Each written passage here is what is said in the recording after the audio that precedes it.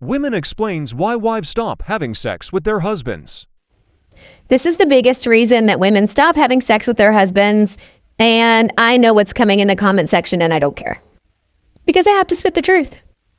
And yes, I do know what I'm talking about. I know, Stuart, you're going to comment and say, well, maybe it's this, this, and this, and you're going to get kind of mad about what I have to say, but here's the deal. I have a doctorate in social psychology. I've spent my entire adult life studying romantic relationships, the science of romantic relationships, both studying the science as well as publishing in the science.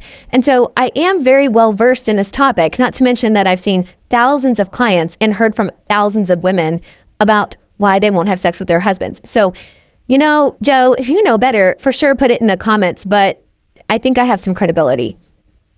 And if this is a problem in your relationship, you might want to humble yourself and take a seat and hear what I have to say.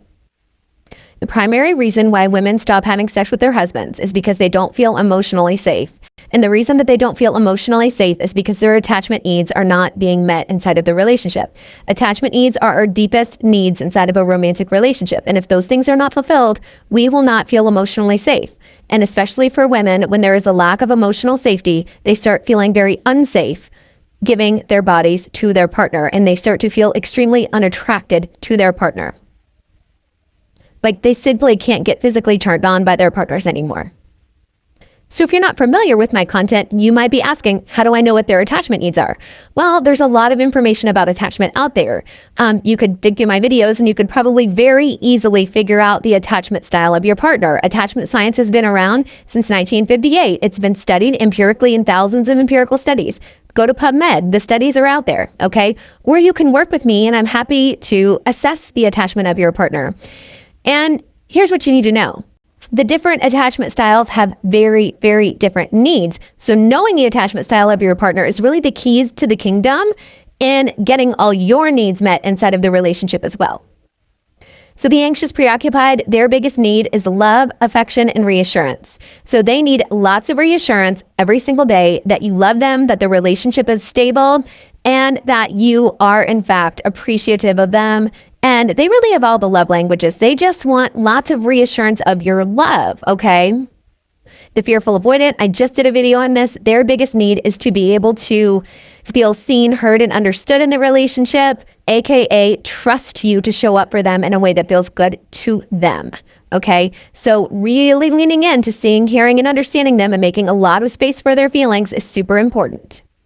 For the dismissive avoidant woman, it's going to be space, autonomy, and lack of criticism, aka peace and harmony inside the relationship.